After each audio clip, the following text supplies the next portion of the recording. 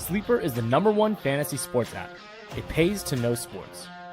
Pick more or less on top players. Your first pick is on us, so start winning now. Play in Texas, Georgia, Minnesota, and 27 more states. Pick anytime across all sports, pregame or live. Over 10 million players are already on Sleeper. Make your picks count. Score up to 1,000 times your cash. Join today. Get up to $100 credit using code NEST. Call your shot on Sleeper. Download now. Hello and welcome to another edition of the B&B Show. My name is, of course, Brandon. This guy right here to my left, that's Seahawks. Brendan Nelson back in the house to help me preview this Cardinals Thursday night prime time matchup game. Brendan, how you doing, man? Better now. I haven't had a game like that in a while. I haven't had a game like that in a few years. I think the word that comes to mind is palate cleanser. Mm-hmm. Is that something like that? But, they don't give those out for free in the NFL, so appreciate it while it's here. I don't care who it's against. The blowouts do not happen that often in this league, I think we find. No, they don't. As I was trying to tap my own personal memory banks and go, okay, when did we last have as close to as dominant win as that? And not just running it away where you have a couple touchdown win at the end, but I mean, truly felt like a dominating effort start to front, all three phases of the football team. Probably have to go back to the 50 burger games, 10 years ago, the back-to-back 50 burgers that we put up on the Cardinals and the Buffalo Bills to find that. Would you say the same? I was thinking about maybe Russell Wilson's last home game against Detroit. I think we dropped 50 on him. That's true. That was a pretty good game on that one as well. So I had forgotten about that one. That's not a bad way of getting the finish on that one. That's for sure with it. Well, other than that, I think you'd have to maybe go back to probably you'd almost have to go back to Legion of Boom. Yeah, that's what I'm thinking. Is those back-to-backs you put up, because I can't think of another time late teens. But that one's a good one. The one with the Detroit thing, you did spot some points up on that side of it. What I know, there's nothing but really a lot of good to take away from this football game. But from your perspective, what are the main major takeaways coming off this win from your standpoint? Well, the first thing that I talked about when discussing this game was the special teams, because that's been an area of the team that a lot of people, and I think we're both included in this, have been kind of wondering about, because Harbaugh didn't have a great first year, and there were some not so great signs in the preseason. But so far, that unit hasn't really done anything all that wrong. About the worst you can say is they got a field goal blocked against Pittsburgh. Other than that, they've been on point. And it's not just the big stuff. There's some obvious stuff from this last game on special teams, but little things like the Saints kick returner, Kendre Miller, I think his name is. He averaged less than 23 yards per return. He was doing nothing out there. They were never starting beyond the 35-yard line. And you also there was one play near the end of this game that very few people probably noticed because it was at the end, but it stuck out to me. It was a punt. And Torrey Horton is running up to fair catch it, and he catches it on the move in traffic. And it's like it's not even that big of a thing to him. It's just what he does. He just runs up in the middle of a crowd of people and brings it in. And to him, it's not even like he's not running up like he's scared. He's not running up like, oh man, I'm doing something that I'm really not comfortable doing. He just goes up and does it. And that's what we were missing last year. So little things like that stand out to me almost as much as the big stuff, like the punt return, like the big kick return, like the blocked punt. So really, really remarkable on that side of it, because that was definitely one area of this team that I think a lot of people were a little bit worried about. Yeah, I think it's fair to say that was a major worry for me too on my side of it. I think you do. For some of the major worries I think we had coming into the season, Brendan, Sam Darnold, can he replicate a little bit what he did last year? Special teams, how is that really going to hold up for us? Offensive line wise, maybe that's the one that still does remain a bit of the question mark in full, though maybe moderately at least approved out the gate. But those other two items seem like they have been at least answered, if you will, as far as some of those questions. I'm not saying Sam's going to be the #1 rated quarterback in the NFL for the rest of the season, but that he certainly is probably not likely at this point to fall flat on his face, as was a major concern from a lot of the fan base out there this offseason when he signed. Yeah, there was definitely that concern when we signed him. I think that by the time we got to the season, most people felt like he'd be at least okay. So far, it seems like he's been a little bit better than that, though. And I think on that the offensive line front, to talk about that real quick, it is kind of odd that they become so much better at pass blocking than run blocking with all the talk this offseason about the kind of offensive line that Kubiak wanted to build with what's his name, John Benton. Mm-hmm. Yeah, John Benton.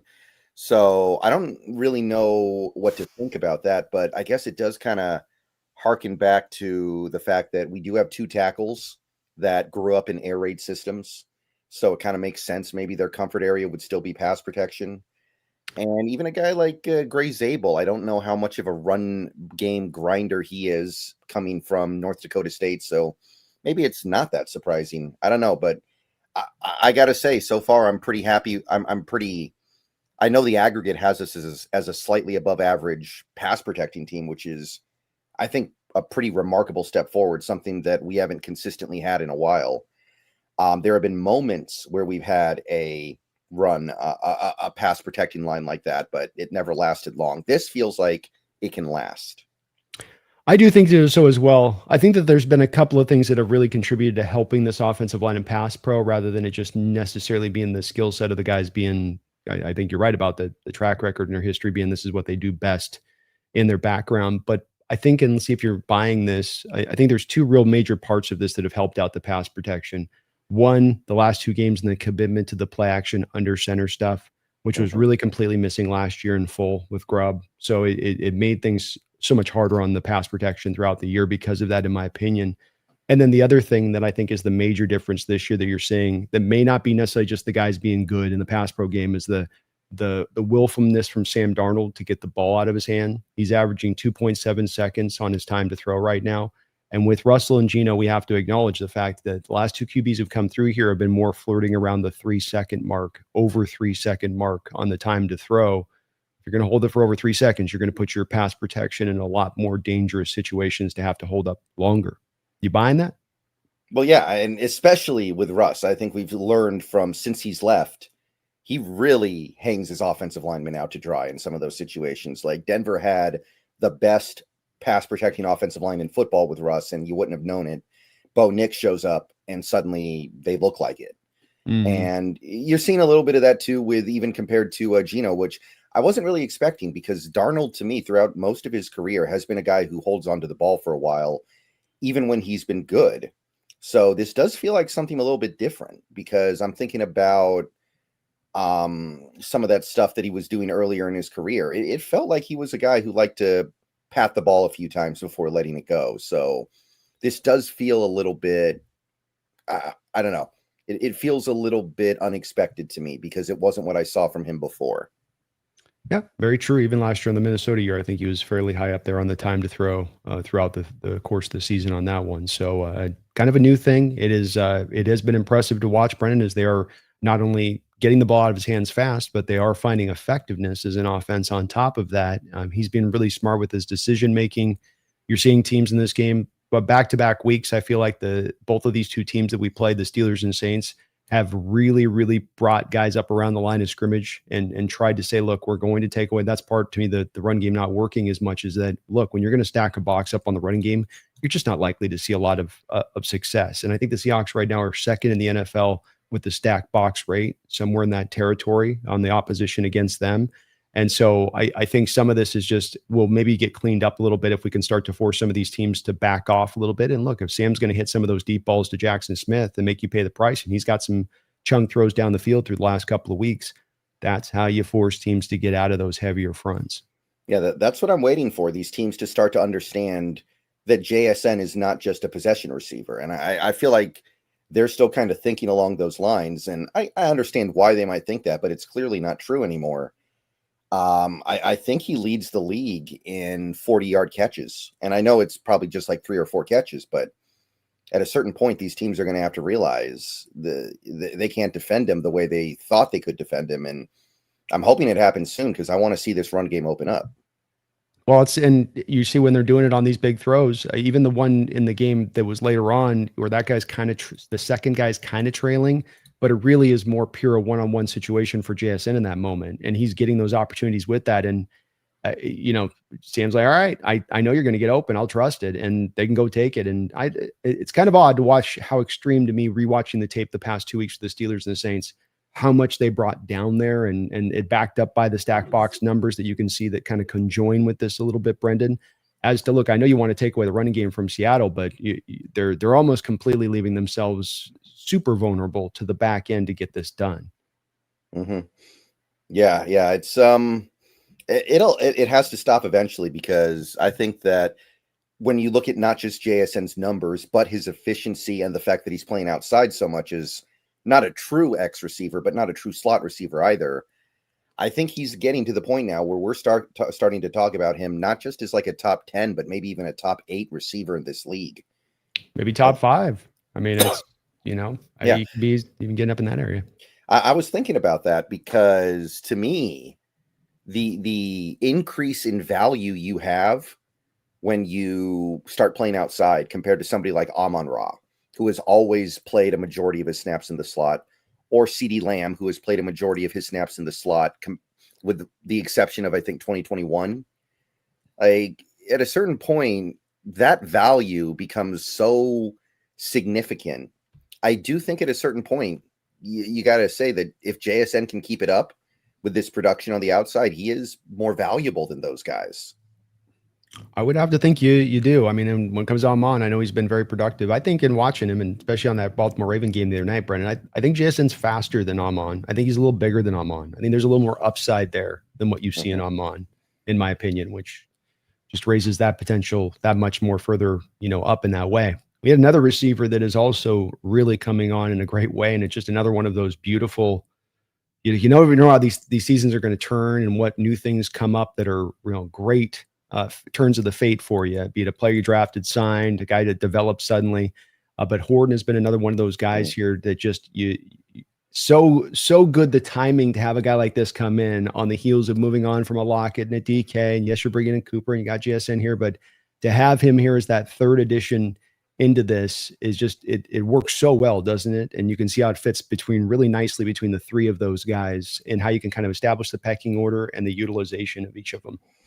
Yeah, and we're definitely going to need him this year. So this has really been a manna from heaven, because I don't think Cooper Kupp's going to be able to bring it every week at this stage in his career. He might be like an every other game kind of guy when he can really put a big performance out there. So I think, I know the numbers aren't big for Horton yet. I think they're coming. He's going to have some big games this season. I think the 100-yard game is coming, because he, I think, has the most speed of any receiver on this team. I think he's the fastest guy in a straight line.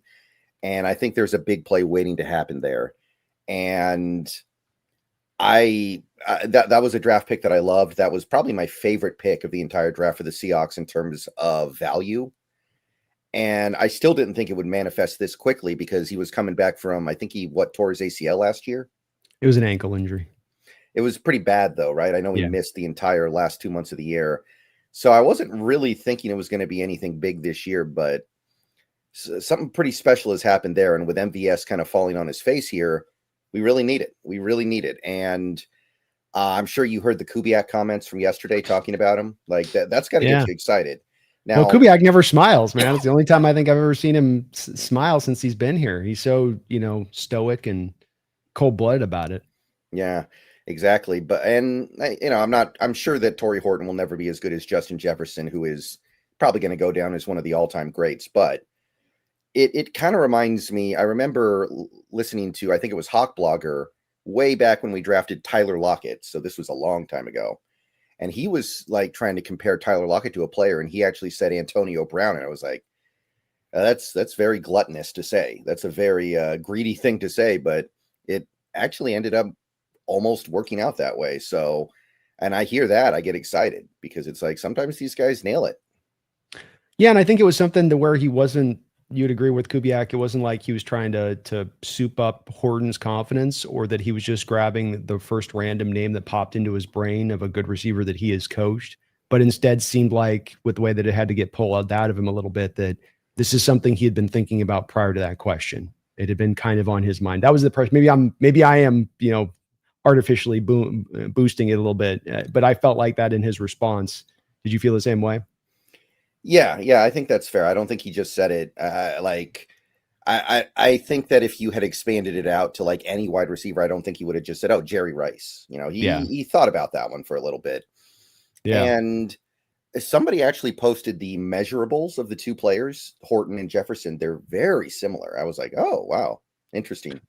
Yeah, they've got the same, almost the same height. I think similar, length to them. Probably similar 40 times if we had the pure 4. So, the kid's got natural ability to him. He's got the size, not limited by size. He's not got anything really holding him back. I've often heard coaches say it's kind of like the 6'1" size is almost the perfect size for a wide receiver because they're not too big to struggle in and out of their breaks, but they also have a little bit of extra size to usually kind of be able to moss or get over the top of smaller cornerbacks, if they are in that way. And it can kind of make them a little bit of the ultimate there at that sort of size. But love what I'm seeing from Horton, Brendan. And boy, again, just we needed this thing to develop and turn in this way for this season, have this guy be a real valuable part of this receiving core for what he's going to be able to provide.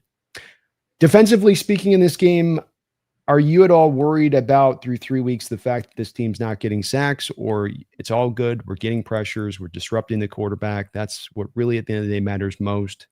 So we're cool. I think the process is good. I think the results will come if they continue to have a good process. And I think the process has been fine. So I'm not discouraged by the lack of sacks. I believe that will come as long as they continue to do the right thing. Possibly, I think maybe the lack of sacks speaks to the fact that we don't have that one dominant edge rusher, which is not the way this team was built. I think we all knew that we weren't going to have that one dominant pass rusher going into the season. And I guess that's okay. But it does speak to something that I think will be a necessity to chase this offseason. So I am aware of the fact that if this team had the superstar edge rusher, they'd probably be doing a little bit better there. But I feel like the process is good, so I'm not alarmed by the lack of sacks now. Would you look at if we maintain the same course we're at a couple games, and I know this conversation may be better for a couple weeks down the line when we actually have a full understanding of where the team is at. But if you do find yourself a couple weeks down the line of this team not able to get the sacks from that edge group, pressures may be there, but the sacks aren't really coming. Do you go and make a run at a guy like Trey Hendrickson then at the trade deadline? I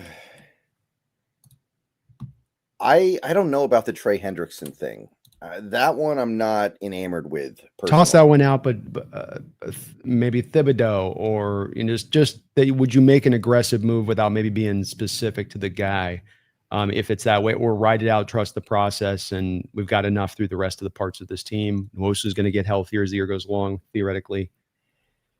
I might do like the Thibodeau thing because I think that'd be super cheap. I think that's a fire sale team. I think that one would be really easy to get, but I'm not looking to give up a significant asset, and I think that Trey Hendrickson would be a significant asset. Certainly, there are a couple other guys that you can maybe get, like Odafe Owe, I think would be a significant asset. Or I probably mispronounced his name, but you know who I'm talking about, right? The Ravens guy. Yeah. He's going on contract here. Yeah, I would definitely be willing to take a flyer. Like, I know Dallas signed Clowney, but that team is clearly going nowhere. If they decide they want to offload Clowney for something really, really cheap, that would be interesting to me. Yeah, I was kind of thinking the same thing with that. Or if we had an injury, that'd be like the first call we probably make. Yeah, and Clowney doesn't have a ring yet. He can't be happy on that Cowboys team, and it's not even like he's on the East Coast. I thought his whole thing was he wanted to stay on the East Coast. That's why he didn't want to come to Seattle, but then he goes to Dallas, so it's like, I guess not. So, yeah, I'm not looking to give up anything big right now, but I would be interested in like the Thibodeau. I would be interested in the Clowney because I think that would be very, very reasonably priced. With you need an injury with that, or just make the deals, throw it on top of the stack? I'd be willing to throw it on top of the stack here because I think that you have to insulate yourself against an injury happening after the trade deadline. You have to be aware of the fact that this is a 17-game season. And I mean, already we're starting to see some stuff happening. Like Nwosu's only played 36 snaps so far this season. Who knows what's going to happen when he has to ramp it up.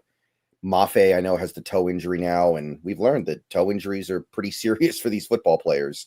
Yeah. It sounds like it'd be a minor thing. It's not. So you have to be aware of that kind of stuff. So I'm willing to pile on a little bit here if the opportunity arises, and it's going to be cheap. Like, again, Thibodeau, the Giants might take like a 6th round pick for him at this point.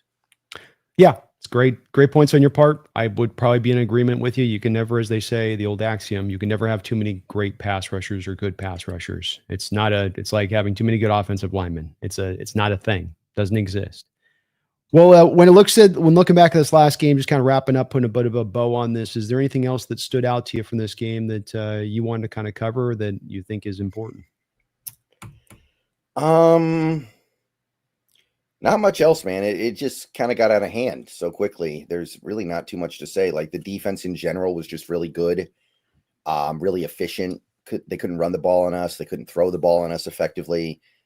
Offensively, yeah, there's really not much to say. It was such a clean game that I don't think there's too much else to say about that. Nope, you dominated him, man. And to your point of stopping the run, it's one of the other nice parts of the development of this team this year. Now, granted, a lot of last year's middle of the road run defense statistics that were in that place had to do with how bad you were on the early part of the schedule. But even as we got around to kind of the Packer game, they were able to run the ball a little bit on you. But through 3 weeks, Seattle Seahawks have done a really good job on 2 different parts of this, Brendan, to wrap this up on this game. And where we're at right now as a defense is you're running a lot of light boxes, and your run stuffing has gone up this year. You're one of the better teams at stopping the run across the board with those 2 combinations of factors, knowing it's coming off of last year where it was not a major weakness, but a little bit of a limitation, a little bit of weakness. They made a point of emphasis this offseason, and it really feels like we're feeling the benefits of that through the first 3 weeks, doesn't it? Yeah, in fact, let me let me grab something here real quick. I believe the Seahawks are currently, yes, they are 4th in defensive rush EPA. They're 4th. The only teams that have a better rush EPA defensively are Tampa, Detroit, and actually Arizona. So pretty strong. And again, their priority is not stopping the run. Their priority is to play those light boxes, have 6-man fronts, and stop the pass. So they're doing something right. They're doing something very right. And this is without a true nose tackle. This is with Byron Murphy playing a decent number of his snaps at nose tackle, where, to my eye, he is getting kind of pushed around a little bit at times because that's not his game. No, it's not where he's best, suited. They just had to keep doing it there. Hankins not being around and nobody really developing behind him. I don't think the team has trust in Peely to have him roll that role. And so he's just going to have to kind of make do. It is what it is. It's cool that he's gotten a couple sacks here through these 3 games and able to, find some, I think, 3rd in the NFL, I think, in pressures or something, is Byron Murphy, at least in the defensive line position. 4th for interior defensive line. Yeah. 4th for interior defensive line. So, I mean, he's getting it done, but it does just go to tell you again on that thing we made over.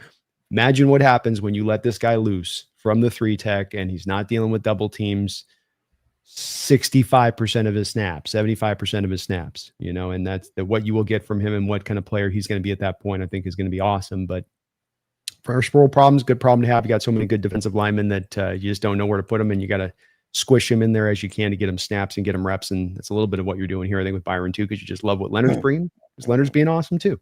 Oh yeah, he's matching exactly what he did last year, step for step, all the way around. So we get this win. We come out this game, Brendan. We're 2-1 in a really, really good position as the stage is starting to get set here for us to get into the middle part of the year here, get up into that bye week. You can go out here in Arizona, potentially get this win, get to 3-1. You have a Tampa Bay team that is, man, they're losing bodies by the week right now as far as really, really important players. And there'll be no Mike Evans in that game. There'll be no Cody Mock in that game. There'll be no. I think there's Godwin still, I think, kind of out right now. Godwin will be okay, but Godecki's out. Godecki's out, and $1 billion too.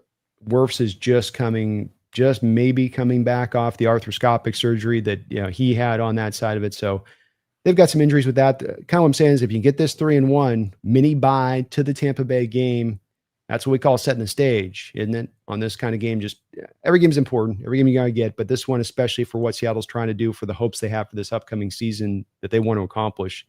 This is one to me that's not maybe a have to game to take, but boy, would it be a great game to take to set that stage. You feel the same way? It kind of does feel like a have to win game because I don't think you can go 0-2 in this division and then expect to win it or do what you really want to do, because I know the Niners can't stay healthy. I know the Niners have a lot of issues right now.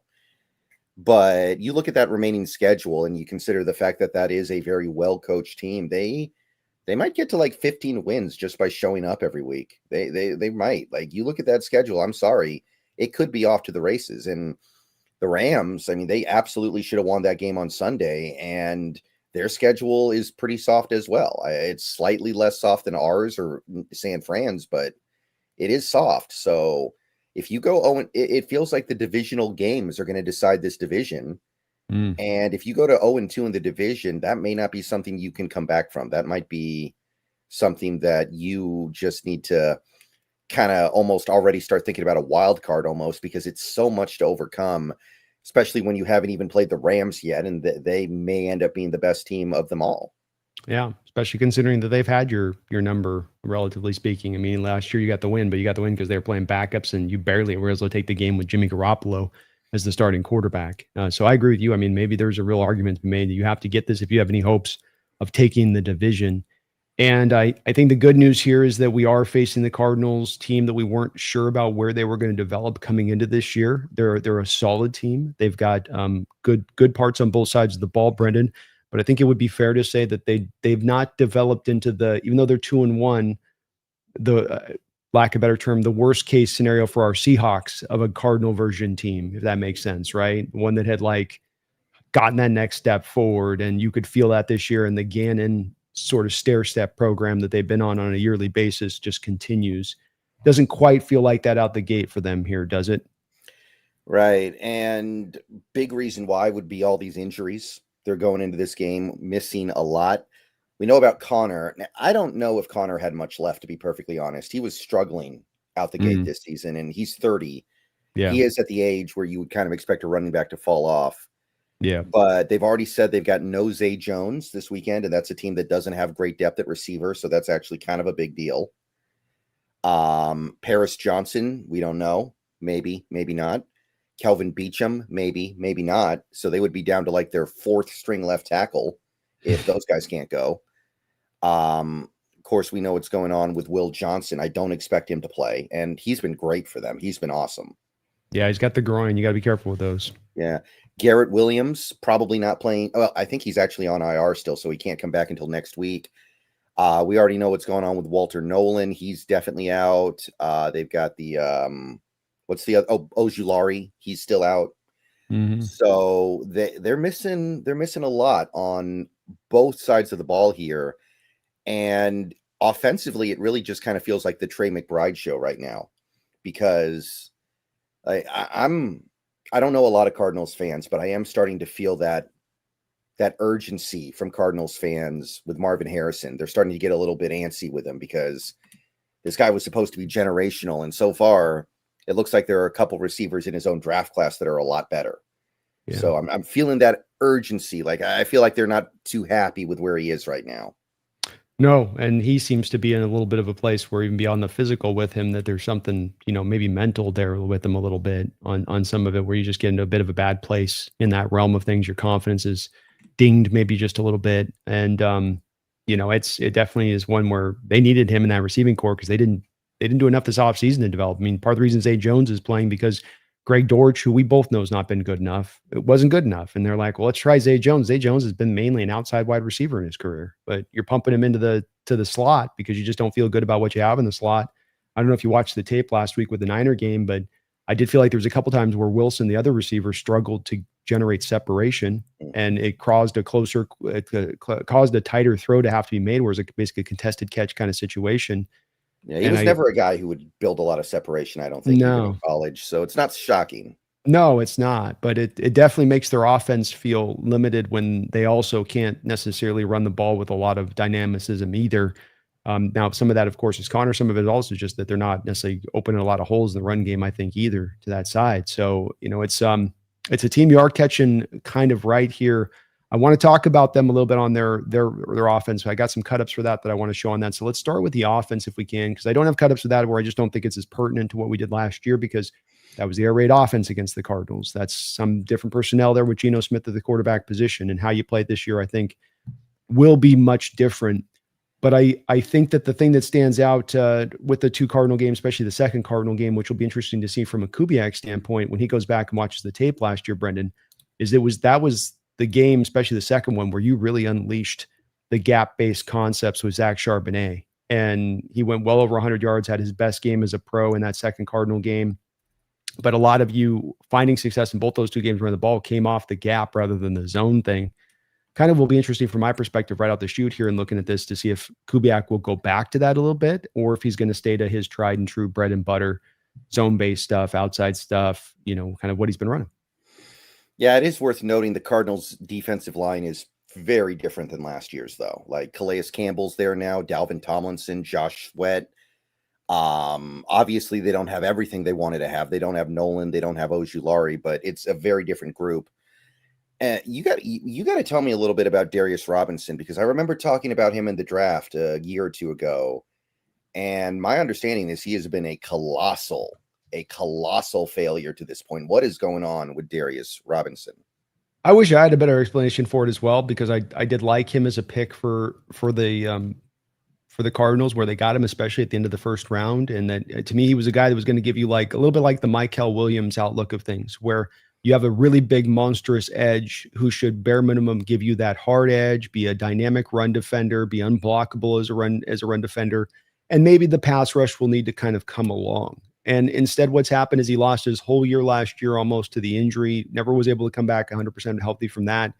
And now he's not even been able to establish himself this year 2, as even a strong run defender. Say nothing of all those pass rush limitations are all still there. I mean, he was never going to be a twitchy guy, a bender, a dipper.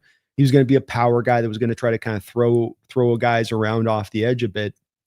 But it's just not come together. And I'm kind of surprised as anybody, because he was a guy that was not, to me, a reach pick for the Cardinals. He had a lot of a love that was being given to him by the scouts and the people that talked about him and how he looked. I think he was at the Senior Bowl. I think he was just tossing guys around. And that when you were hearing the coaches talk about him having to deal with him out of Missouri we can't block this guy. And so I don't know. I usually would have at least a guess to throw at you on this one, but I mean, the injuries are gone now. This year's year 2. You should be out there at the very least. You should have been an instantaneously good run defender. That should have been your floor.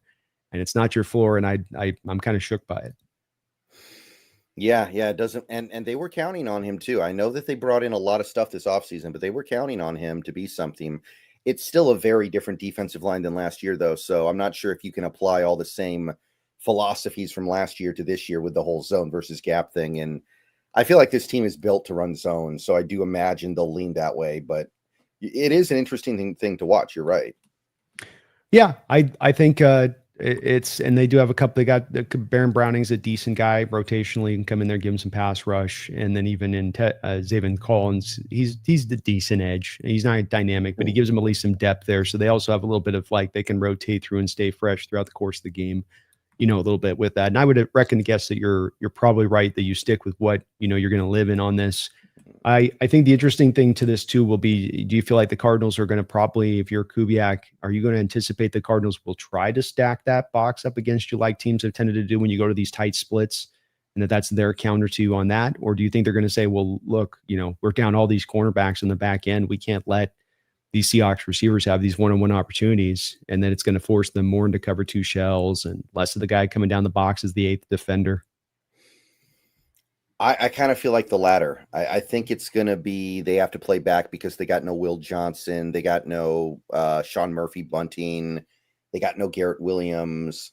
I think that their approach is going to have to be, we got to respect JSN. I think teams are going to start respecting JSN a little bit more as a downfield threat, as a true number 1. And I think that you're going to see the run open up because of that. Especially with no Will Johnson, I think that it becomes very hard to not just double JSN on every play. It becomes very hard to not play 2 high safety. So that's kind of what I'm expecting, but it's certainly not a lock. It's certainly not a guarantee. No, it's not, especially because it does seem like these teams that's their counter to that is, oh, you want to go tight splits? Well, we're just going to bring all of this down the line of scrimmage then and make you very uncomfortable with that. And so it seems that's a little bit of the way that's turned. But man, I wouldn't, if I'm the Cardinals team, I wouldn't be trusting any of these corners on the outside with those one-on-one opportunities at that point. I mean, even at Cooper Kupp against your 3rd, 4th cornerback on the roster, Kupp maybe a little longer in the tooth, he can still smoke that though all day. So it'd be interesting to see what the Cardinals do coming out on this to if they go that route or if they try to take the page out of the book of the Saints and the Steelers and what they've done this past week. Fair to say then, if you think that they're not going to stack the box, this might be a week we get a little bit another kind of a breakout game from Walker, or another maybe potential 100-yard type game from Walker, if that's maybe going to be the case from your standpoint. Right. I think that's the reciprocal of that. And I definitely want to see that, because I know that we've done pretty well these last couple weeks without a consistent running game, but I still feel like in order for us to get to where we want to get to ultimately, there's going to have to be some kind of consistent running game for this team. I'm still not in the place where I think we can just air it out all day with Sam Darnold for 400 yards a game and win. Yeah. I still don't think that's the formula. No, I don't either. And luckily Kubiak through the first 3 games, success or not success, the run game, you look at the run pass balance over each of these 3 games, it's been in good shape. You've not gotten a really great disparity there. And so he has that kind of commitment built into his game calling, and you don't have to kind of remind him and knock him on the head on it. Just got to keep him out of the shotgun looks, Brendan. That's the key with him, is not having him live in shotgun for a whole game for some odd reason, like he did in that Niner game. But going to be a fun little match going back and forth to see what the Cardinals do with some of their weaknesses as far as just from injuries. If they were full strength, it'd be a little bit of, I think, a different matchup here. And then how the Seahawks counter that, especially early downs, Brenda, because that's really especially where I think these teams have driven home, is that they've gone first, second downs, or what's going to be probably a run down. That's when they're really bringing that congestion up. And then what we've seen with Kubiak over the course of a couple of these games is he's adjusted to throwing on early downs. But to your point, that then takes you away a little bit from running the ball as much consistently, and can have you get into a little bit too pass happy of a space. I believe that they're also one of the most effective teams in the league on early down passing by EPA as well. I know at least they were after the first couple games. So they have found some success there, and maybe it makes sense because teams are expecting something different, but I think we'll knock them back out of it at some point, especially if we can get some nine routes with Horton dialed up. That'll really knock him back, I think, because he's got the speed for it. He's got the straight line ability. 100%. And I think that this is, to me, where you offensively always want to just kind of be going at where they're going to be weak. And if they're going to stack up a box, you're going to have a lot of green grass on the back end to attack. And if they're going to draw to the 2 safeties and they're going to drop into, cover 3 post snap with the corners on the outside, and they're going to, give you the space up front to be able to operate in the run game, now you go to the run game. And you sort of, to me, just work off of the leverage of what the defense is sometimes doing in that way, especially if they're going to go extreme to one or the other and not really kind of play it with a sort of straight up kind of approach to things, which is teams are not doing with us through the first couple of weeks there on the offensive side of the ball. Any other major concerns with this Cardinal defense? I mean, Calais Campbell, he's like one of those guys. He's like Altuve with the Astros. There's these Rafael Palmeiro back in the day. These guys that just, Donald was this way with us, like they just seem to just always do well. There's always, last year, remember the game Miami where I think maybe got in a sack at one point, gets a tip up that keeps the Dolphins in that game, the tip interception in the game last year. Remember, guy's just been just a nightmare for us. He's a great player in general, Hall of Famer, no doubt about that. But he's also been, I wouldn't be surprised, Brendan, if you had Calais' stats and it was like, he's got 15 sacks against the Seahawks and 130 tackles or, some crazy thing like that through his years of playing us twice a year. Yeah, he's a special one. And one of the reasons why I really wanted to sign him in the offseason was to keep him away from any teams that are playing us this year. Yeah. Yeah, he's. Oh, I lost you. I lost Brennan here. There we go. Sorry about that, everybody. Browser just closed on me. I don't know why. Oh, you're good. All right. But yeah, Calais Campbell's definitely on that list. How long can he keep doing this, though? He is 39. Like, how much longer are we going to have to be talking about this? I mean, the thing about watching him on tape right now so far, I remember a couple of weeks ago and just he's got the Carolina game where he closes the game out with the sack on Bryce to finish the game up, but he's making plays throughout that game. This last game against the Niners, the whole point where they get the safety on the Mac in the back of the end zone, that's Calais making the safety happen, causing it to go down. Like, he's not just coming up and making like one play a game for them, but he's showing up consistently through. Part of the reason I think the run defense has been improved this year, partially Josh Sweat there coming in, and Dalvin, definitely those 2 guys have helped, but then he's been a kind of the third point cog of that to make that happen, in my opinion. And I don't know, man. I keep counting him out too, thinking he can't keep getting away with this. We've never seen a defensive lineman like this productive, this late into their career. But why stop if you're going to still be this good? Yeah, what do you see from Budda Baker right now? Is he still the man over there, or I kind of feel like he hasn't had the same impact for a little bit now. I haven't felt it this year in watching all three of the games that I've watched of him. He's out there on the field. He's not a limiting factor. He's not a weakness on the team, I don't think. But he's also not the guy that's standing out that's making a ton of plays all over the place like you've seen Budda in the past, where he, like I like to joke, he play like the best version of Jamal Adams at times, and what he could look like out there. But I don't know that you've felt like that quite from him this year so far. Don't mean that he's not potentially maybe still capable of it, just hasn't shown up necessarily to me on the tape where you're feeling him all over the place like you sometimes can, where he's just, he's here, he's there, he's over there, now he's over here. He's running, just feels like he's in on every play when he's at his best. And I haven't gotten that feeling from him yet this year so far. Yeah, it feels like it's been a little bit of a decline since, like, I'd say 2021. He's just been falling off a little bit by bit, it feels like. I think that's probably accurate. And I mean, he's played a lot of football at this point. He's not necessarily super old player at 29 years old, but he's getting to that spot at 29, 30, right? Where you do start to kind of reach that area where you're going to lose maybe a little bit of a step. The injuries, he's been beaten up a lot in his career. He's one of those safeties that comes from the Bob Sanders mold of things, where he's a little undersized, but he's also completely willing to throw his body around every which way but loose, which is fine, but that ends up getting you beat up if you're a little bit of a slider guy. And it's hard for you to sustain that to a 10-year career if you're going to play like that. So maybe understandable that he's maybe, if not, I still not going to be ready to completely sell him out, because he been last year still had some moments and times where he was still looking just as good as ever. That's despite last year being injured, where he was still running around looking kind of beat up and haggard, but still making plays. So he's dangerous, but maybe not quite, Brendan, as dangerous as he once was. I think Mac Wilson Jr. is playing really, really good inside Mike linebacker for them. Yeah, that really stands out. I think that's a little bit more of a mixed bag with Akeem Gaither Davis, and that he's kind of gives them some up and down there. But watching the game last week, especially there with Mac, he was flying around, laying guys out, being a factor in the run game in a major way. I do feel like too, Christian McCaffrey has definitely lost a step, by the way. Like, yeah, watching him, like, how could he not have, right? Yeah. He's lucky he hasn't lost 8. It's not anything bad against him, but you saw a couple of snaps last week where it's like he would have usually gotten through that first tackle. He would have really outran that first guy to the edge and gotten to the edge, and he got caught a couple times where you're like, ooh, yeah, maybe it's going to be a little bit rough there for him on it. Couple donations here. Sean Collins, thank you for the double dip dono, man. One on both on your side. Says, I appreciate all your hard work, guys. Thank you for that. Really very kind of you. And he says, here's one for Brendan as well. Well, we really do appreciate that here. All the support to both of our two channels. Thank you for that, Sean. Very, very, very kind of you.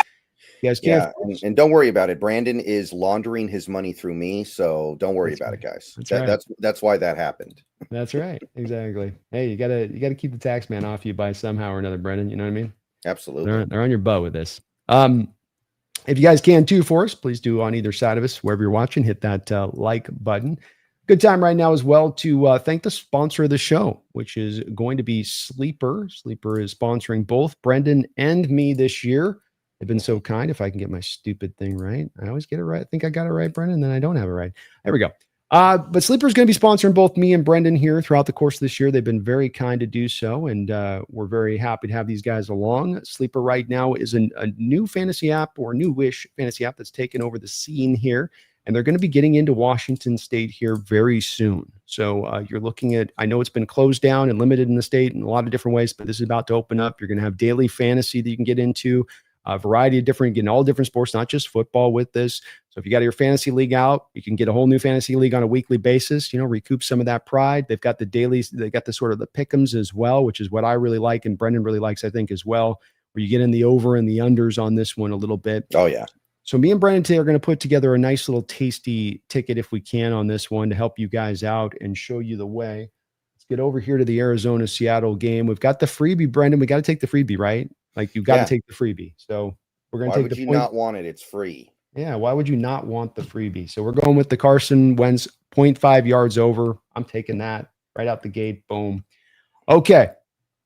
We come down. It is Carson Wentz, though. He might not give you the half a yard. If anybody. Yeah, he can get broken on the first play. He's capable of it. You know he is. All right, so the first one I'm going to go with to steal the easy one to me, Brendan, is Kenneth Walker, anytime touchdown. I think he's getting a TD in this one. Yeah, I think so. Unless Charbonnet steals it from him at the goal line, I think he's probably good. Well, he's going to vulture him, isn't he?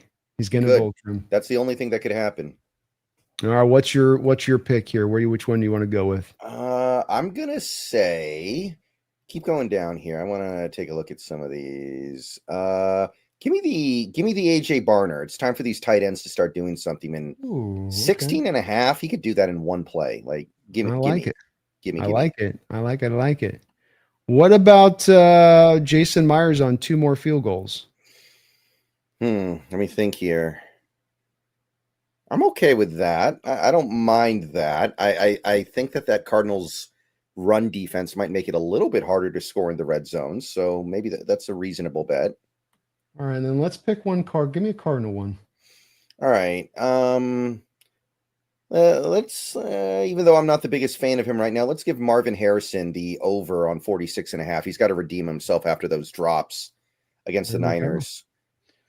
We got our tickets set up here, folks. The Wentz, the Myers, Barnum, and then we've got Marvin Harrison Jr. on the ticket.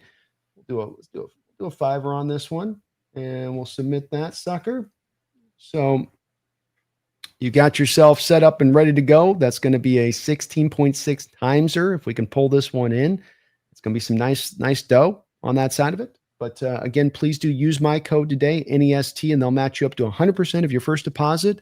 Up to $100, NEST, and there are terms and conditions that do apply. You can also use Brendan because we're having a code off right now. It's not a dance off, it's a code off. Mm-hmm. Brendan's also got his code rocking and rolling as well right now. Brendan, it's SBN? Yes, SBN. So SBN or Nest, either 2 codes, use both of those. It's opening it up in October here for all of your guys' perusal on that. And finally, they're letting us Washingtonians have some fun like the rest of the nation's been able to, and that's pretty cool to see.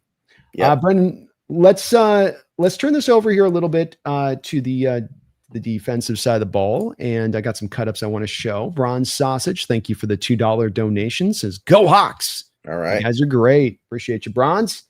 Thank you for that, man. Thank you, Bronze. So defensively speaking, I really felt like your Seattle Seahawks last year, Brendan, had Kyler Murray specifically in this Cardinal offense in the jet wash. You took them where you wanted to take them. You guided that offense in the direction that you wanted to guide it. You worked off of what I do believe are limitations within Kyler Murray's game. And before we get to those things that you did last year, I want to first show a little bit of some things from last week because Cardinal fans are getting a little bit dicey here with our guy, Brendan. And this is happening and occurring. Let me get my stupid, remove that.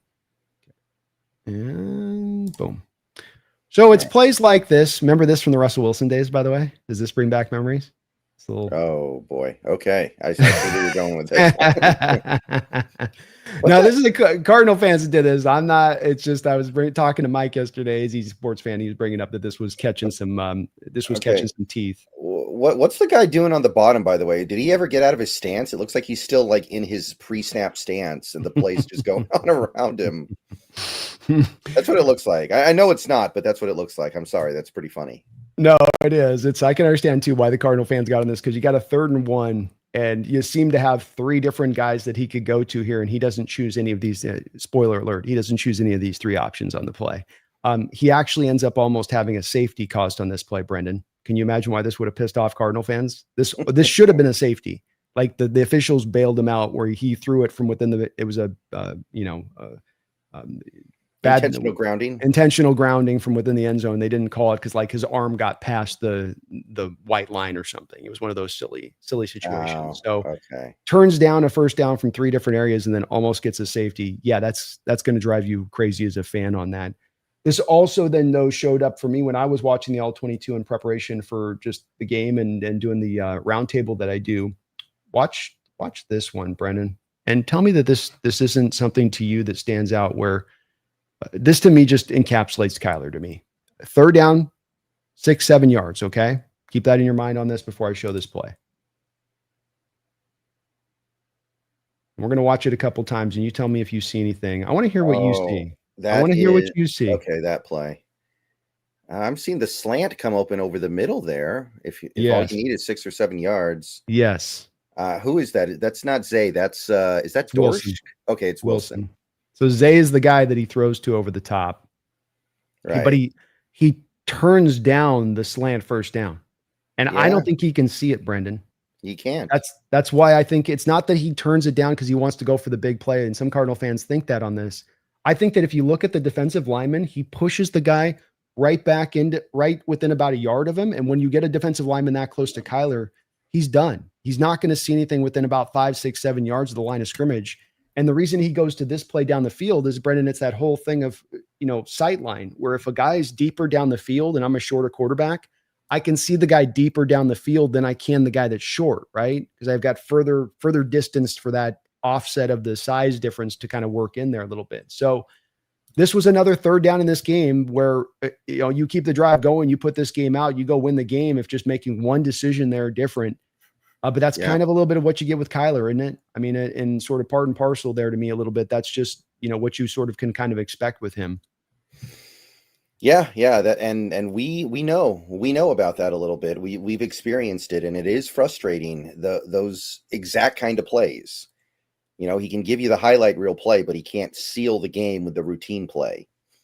And that is the Kyler experience. And I still kind of feel like he hasn't gotten all of his athleticism back from the ACL tear a couple years ago. So, he can't bail himself out with that stuff the way that he used to. I feel like he used to be faster before the injury. That's fair. That's a fair criticism to put out there. I don't think he's finally this year just trying to use his legs now, but he almost seemed to try to avoid it last year and not even trying to lean into that part of his game as much. And he's like this offseason, well, I'm gonna make it back to being a point of emphasis. Well, why did it stop being a point of emphasis? That's a big part of your game. It's got to be, and he's got to operate like kind of Lamar's and Josh Allen's do, where you have to have the perfect mix in how you use your legs to how you use your arm, because you're not going to do the arm stuff at the same level that other quarterbacks can, because you do have some other, limitations there. To try to show a few of these limitations off from last year, I wanted to show just a couple of these plays, Brendan. We don't have to go too far down the road on these, but I just thought that these would be interesting enough to kind of show on this, to get an idea of what Seattle did last year a little bit with this, to know that what they're able to do, I think that throws the Cardinals off in a major way, is a little bit of the lighter boxes and a lot of this stuff where they're seeing the 6-man front, which should tell them that they should be able to run the ball, but they're not able to get the run going. And so first off, what you did in that first matchup to me, Brendan, was you were able to go out and stop the run. Sorry, let me get this right here. I can see it. I can definitely see it. Too many screens up here. Okay, so you got your little heavier box here. This is that linebacker play making such a big difference, because you can see with both Tyrese Knight and Ernest Jones on this play, they're both getting off the blocks, which if you're going to have the lighter box, your linebackers, your inside linebackers off ball are going to probably have to deal with second level climbers. And Cardinals want to run the gap system, so they're going to pull their linemen out back across the formation there. We get the fullback and you get the guard pulling. But see Ernest there, got to take off the block. Tyrese, got to remove the puller, the fullback in space, and both of them to defeat their blocks. So a big part of you winning last year in the first game and taking over in the first game, of course, was going from Baker and Dodson to these inside linebackers, where early on in the year, they just couldn't get off these kind of blocks. It was just impossible for them to do so. And boy, what a difference it made in that first game, Brendan, last year, where you kept them down to just 16 yards in that game.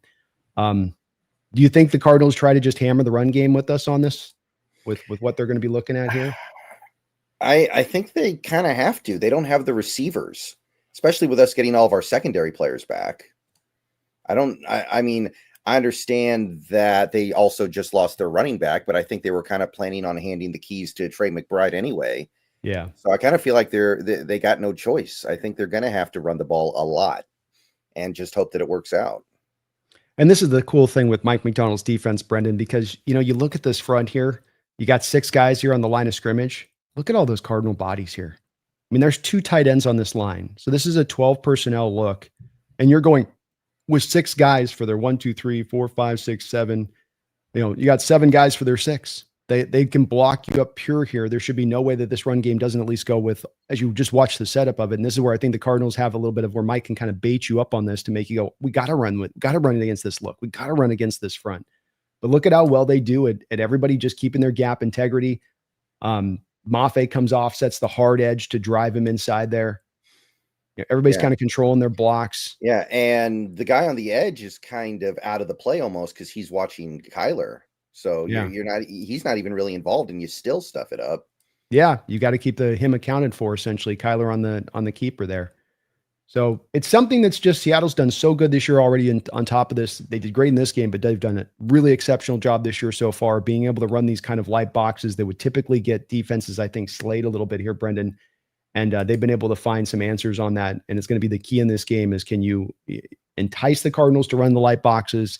And then can you defeat their run game like you did with your light box last year?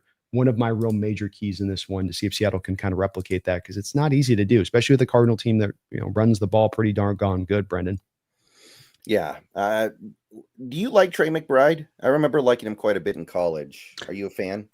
I did. I didn't see this upside for him necessarily, and I did think he was more receiving only type tight end. I think, quite frankly, when you do see him as a run blocker at times, he can get a little bit. No. A Trey McBride. I'm sorry.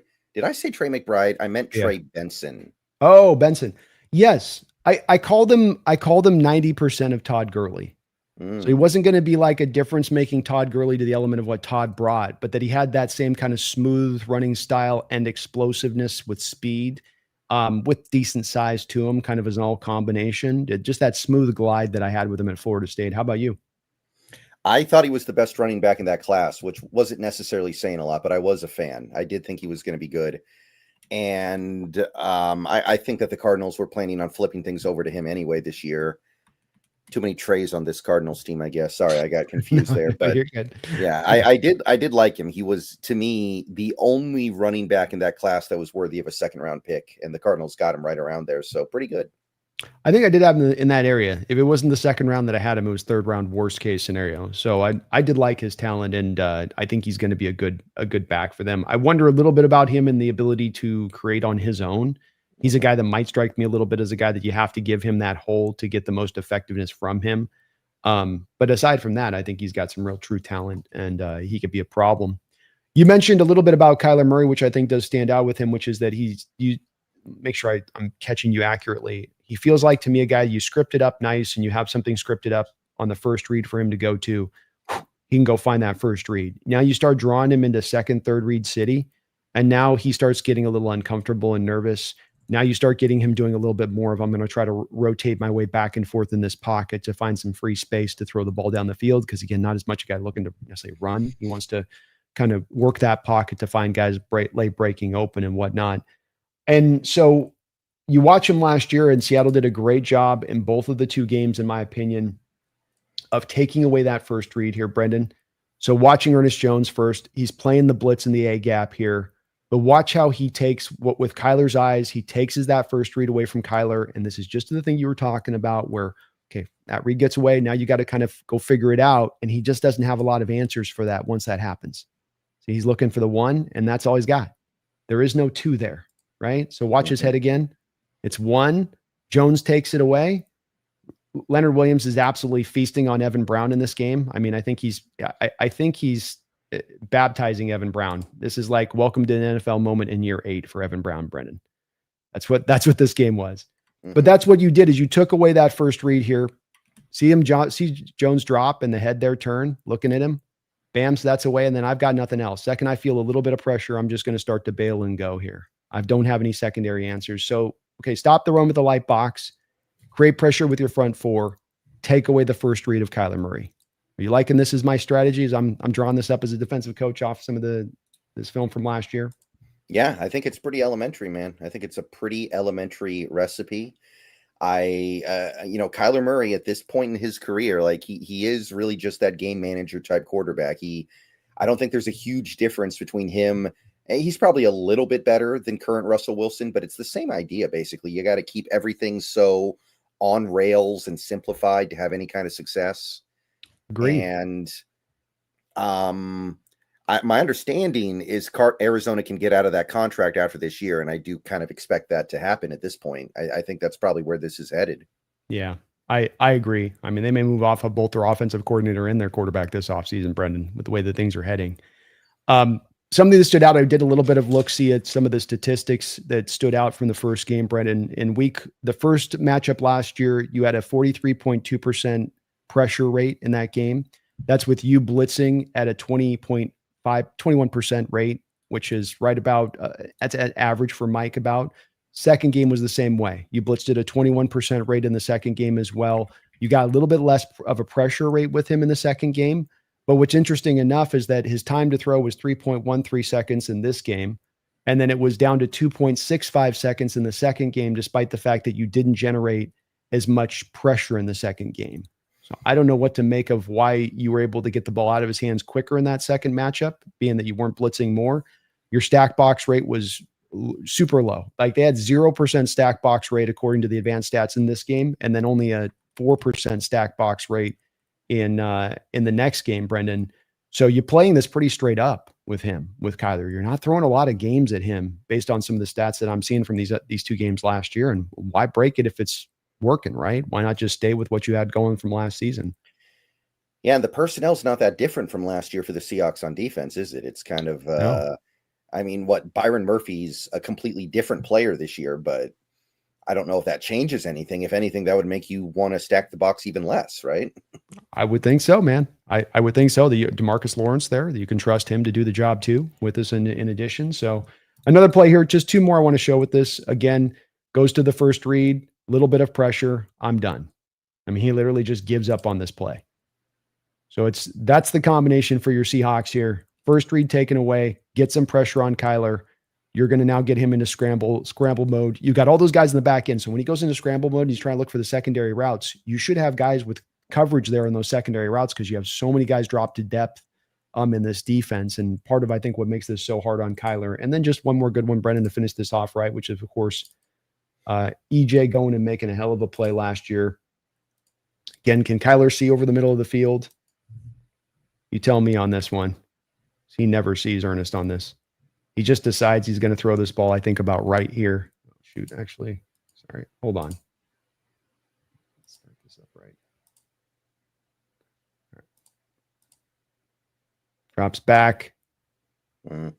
Gets the pick. And he's right there, too. So that's actually, like, if he didn't see him, that highlights the problem. It is. I mean, he's even got a pathway there theoretically, but I just think when he's that short on this, he just decides on certain times, I'm going to make that throw prior to the snap. And I think he did here. I think he just was like, I'm making the throw. I don't care, whatever. Yeah. I'm just tossing it. So you can confuse Kyler here, Brendan. You can get after him.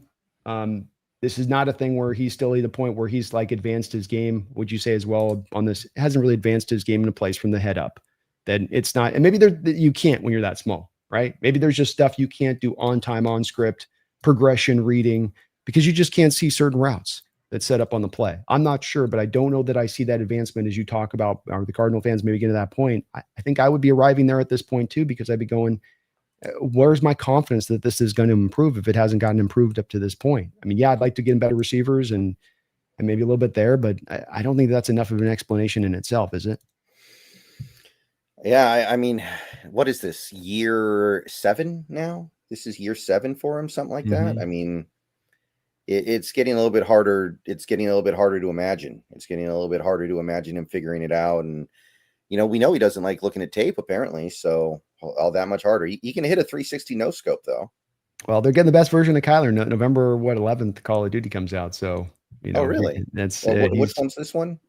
Oh, I can't even keep track. They all got the same freaking name to them too. Like their naming process is the most uninventive, unimaginative. You know what I mean?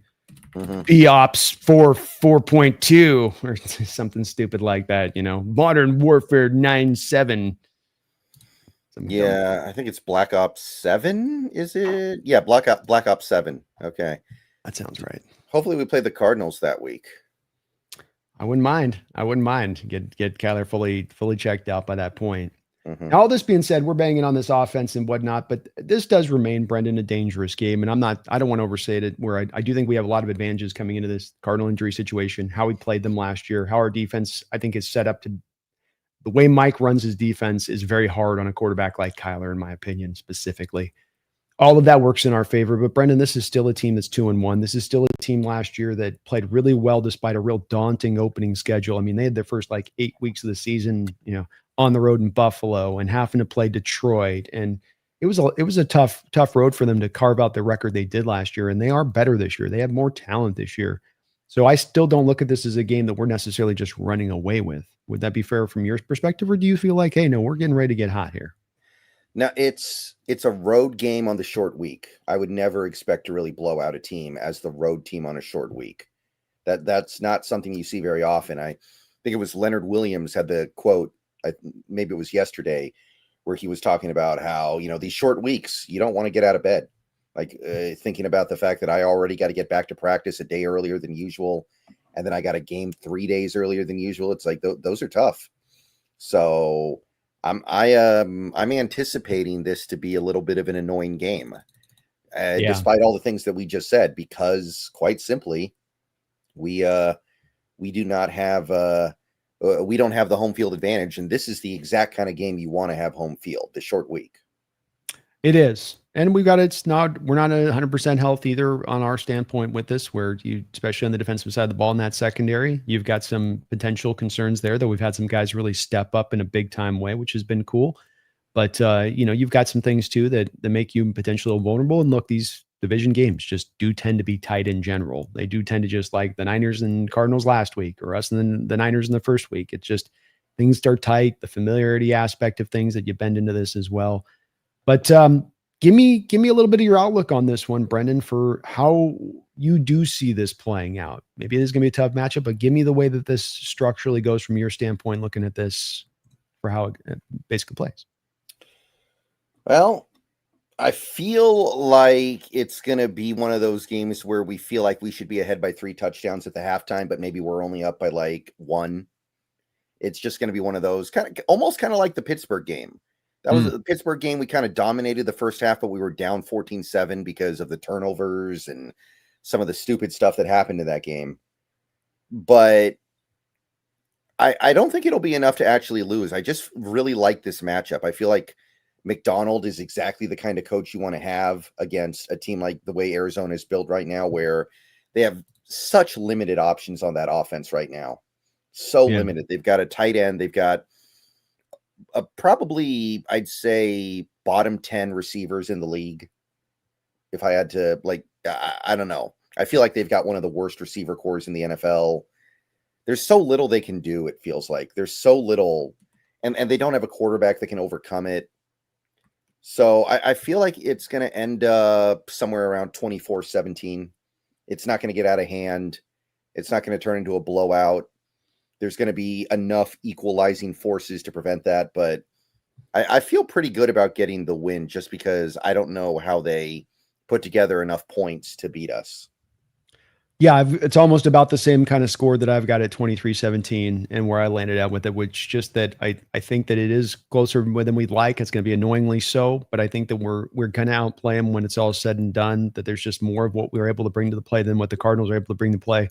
And I think just their cornerback depth ends up getting them bit in the butt a little bit on this one. When you're down that many cornerbacks and you're going to that much of a backups, and look, we might be down 3/5. If Julian Love can't play, I think he'll probably play, but you might be down a couple corners too, but I think that we have much more depth and much more impactful guys on that front side to sustain that depth than they did, where they were really relying on these guys to come out. Will Johnson's the guy they need him to start for the whole year. And even a Max Melton guy that is playing is dinged up. It was not no doubt about it that he was going to play this last week against the Niners. So those guys that do play, how healthy are they if they are out there, and can you attack them in that manner? And so I think that that's going to be enough to get us pushed past the line here, Brendan, but it's on the road. It's going to be a tough matchup.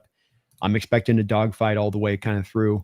If I was to ask you one thing the Seattle Seahawks have to do in this football game to get this win, that's an absolute necessity, what would you, or is there, maybe there's not, is there a thing that they have to do in this game to come away with this?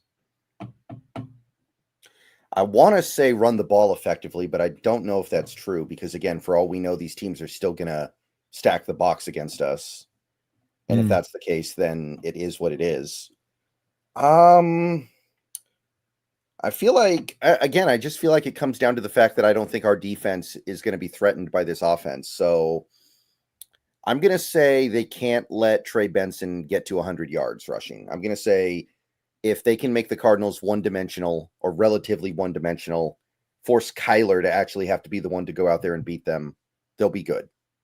I love it, man. And I'll go with one where I feel like Donald's going to have to make a couple of collection of throws in this game of some big-time throws, down the field type throws, where he's attacking a little bit of that coverage that they're lean on the back end like he's done the past couple of weeks and hit those throws like he has the past couple of weeks. And that can be as much of the determining factor to me or not on this one. Because like you said about the stats, I do think the Cardinals are going to take a little bit of the page out of, look, we don't want to let him run the ball. We're going to put some extra assets up here to make sure Buda's going to come down and live in the box today. Let's say I wouldn't be shocked if they did something like that. Yeah. So you got to counter it off by hitting it deep. That's the only kind of counter to it. And we'll see if they can, but they've been successful doing that through the first couple of weeks. So see if it does sustain. A Green 80 over on your side with a $7 donation. Thank you for that, Green 80. Says EJ said, all I'm going to say is if you try and run the ball on us, good luck to y'all. Go Hawks. Thanks, B&B. Well, thank you, Green 80. And it was a cool quote there by Ernest Jones where, I think that this improvement in the running game is not a shocking one because you set the stage for this. The linebackers you brought in last year, DeMarcus Lawrence's impact. I mean, watching him on the All-22, Brendan, you can't block him in the run game. Yeah. You cannot block him in the run game. He refuses to be blocked and he's mean with it. Like he'll throw a guy around and chuck people and it's fun to watch him in the run game. But between him and Mafi has the hard edge that you get off of over him and Hall a little bit improved in the run defending side of things this year a bit. And what you already have on the inside, it's been, I agree with EJ. I think it's going to be tough sledding for any team to run the ball in this team this year because you just got the dogs to do it. Yeah. Yeah. And I think EJ's probably a little better than I initially thought. Like after last year, I thought he was good. I liked him a lot. I was really happy to bring him back, but he might be even a little bit more than I was initially thinking. Like that is that might be a Pro Bowl caliber linebacker this year. He was one of my breakout guys for this season. Not that he hasn't already had some really good years so far as a pro, but just that you had them coming off that knee surgery where he said 2 years, I've been dealing with this knee thing. No arm brace this year. A guy that you can't undersell, a guy having a chance to be a kind of 100% healthy for the first time in a couple of seasons that has some natural talent like he does. And he is a fairly complete player all the way around. Would love to see him kind of have that season and turn it on that way. He's going to eat up the tackles. He's already got an interception here so far this year. So let's see if he can keep adding on to it. Go get another pick from Kyler this week like he did last year with him. But he's impressed me too, Brendan. I did not think with us getting a 4th round pick with him at the time, I thought, okay, we'll get a functional guy in here versus the non-functionality we're getting from the Mike position as it stands right now. But he's been impactful for us. And from the moment he's walked in here, has been a game changer when it comes to stopping the run. I mean, just the moment he walked in, you could feel the effect and what a difference it made. Yeah, yeah. And this defense needs those linebackers that can get off blocks to work. So I don't mind giving up the assets to go get those guys. So that one's worked out really well. Yeah, you've got defenses where you'll have your defensive line taking up blocks and allowing the off-ball inside linebackers to run free. And you have defenses that say, no, we're not going to let you have it that easy, Mr. Off-ball linebacker. You're going to have to take off the climbers and you're going to have to be smart around getting around blocks and do it correctly. Because we want to, like you talked about earlier, want to drop more guys into coverage. That's the flip side to this. Every defense is going to pick where they want to be strong and where they might be a little weak. Mike's done that same thing here with this defense. But the good news is that this year with the run defense, you've taken some real strong steps to not address the weakness, but to get around it. We're lighter, but we got a DeMarcus Lawrence who's an ass kicker out there off the edge. So we don't have to worry about that. Not a problem for us. He's gonna set that hard. Boyd Mafe, same way. So see if they can do it. They've got a great formula from last year, Brendan, which they can just apply the same thing. I've run through those statistics. You went from one game to the next game, basically running from a defensive front standpoint and how you attacked and how you blitzed to kind of the same on both of the 2 games. So don't break it if it's working, man. Just keep it rolling. Yeah, it doesn't feel like a radically different Cardinals offense. Like, what did they really change from last year? What's different other than the fact they have a new top running back? Mm-hmm. It feels like a lot of the same guys. Yeah. I'm actually looking at this and trying to figure out what's different from last year. I can't really think of anything. No, you're absolutely right. They had same 100 OC, million, right? Same OC. Same OC, Drew Petzing. Yeah. Yep. And what they did is they had $100 million to spend. And I was mad about this with the Cardinals this offseason, where I didn't understand. You guys have been setting the stage for this for 2 years. And now you're going to kind of like fart when you arrive at the door. That's how I felt, because you gave Trey McBride the extension, Josh Sweat. Okay, that's a fine extension there. And Calais Campbell, great. Not a ton of money there. But then what'd you do with the rest of the money? How much did Dalvin Tomlinson cost? Probably something, I guess. Couple million, but they're still sitting on, they're like one of those teams like us right now where they're kind of still sitting on cap space, like a decent amount of cap space where they just basically had it go unused. I want to say the Cardinals. Yes, they're like $20 million right now that they're down to right now, but they kind of piecemealed it a little bit to me when I watched how they approached that 100 million that they had to spend this offseason. And to your point, again, didn't do anything to the offensive side of the ball. You just were like, the offense just is naturally going to get better because just naturally. Why? I don't know what they're thinking there was to not add anything onto it, especially the receiver position, Brendan. You walked out of last year and you're like, no, the receiving core is good. Dortch, Wilson, Harrison, we're fine. Let's go get Zay. We'll get Zay Jones. That'll put us over the top. Was Zay Jones not there last year? Okay, that might be the one thing. that was their game changer. Yeah. Yeah. So I don't know why anything would change from last year. I mean, the defense is better now, right? Last year we had Rayshon Jenkins. We had what was the name of the corner that we had last year that wasn't very good? Like, I know that we got some injuries in the secondary, but I think those guys are going to play. Guys like Witherspoon, I actually feel pretty good about playing in this game. Mm-hmm. But even if we don't, the replacements we've had have been phenomenal. Like Darion Kendrick in particular. Griff put together a cut up of him recently, and he is it's not just kind of like a aberration. He is legitimately playing really good football. He really is. And we haven't as of yet. It is early in the year. Let's see if it sustains on. But, Brendan, I think that there's got to be a little bit of a tip of the cap given to John Schneider for what he's done this offseason and how this has played out so far, because this was an offseason where not a lot of these moves were necessarily lauded universally by the 12th man. And there was a lot of people that got real nervous about this thing backtracking in a major way coming into the season. It hasn't done that. And on top of some of the major moves he made, seemingly, at least paying off and partial with a Sam Darnold and with Cooper Kupp looking like he's at least going to be able to be a valuable part of this offense and helping. He's not going to be Cooper Kupp of old, but he's going to be able to help you out and be a factor, it would seem like. But then the smaller moves that you've made along the edges of this as well, bringing in a guy like Darian Kendrick as he did, and how much, if you don't have a Darian Kendrick, who you're going to on the alternative of this, and that becomes a limitation at that position. That becomes something offense is going to attack for a couple of weeks, that you've not allowed that. And so John's looking like he's having one of his better off seasons, I think, in general terms, and down the line of his decision making, including some of the maybe smaller moves that he made, not necessarily even the big ones, but the big ones do. Do you feel the same way? It's shaping up a little bit better than I initially thought. I was concerned about some of the stuff that he did, like not getting a true nose tackle. But so far, I don't think it's had much of an impact. I would say that the negative impact is on Byron Murphy, where he's not able to do all the things that he could do because you don't have a nose tackle. Yeah. But I don't know if it's negatively impacting the team yet. I think that's a fair way of putting it. What is there? I know you've gone through and started doing this as I've started to go through this, because your chat will ask you, and you got to be prepared on these.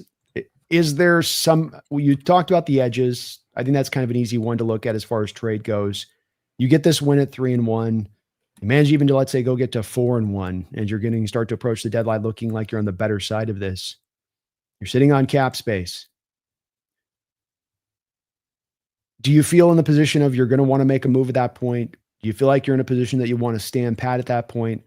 And if you want to make a move, what position are you looking to target?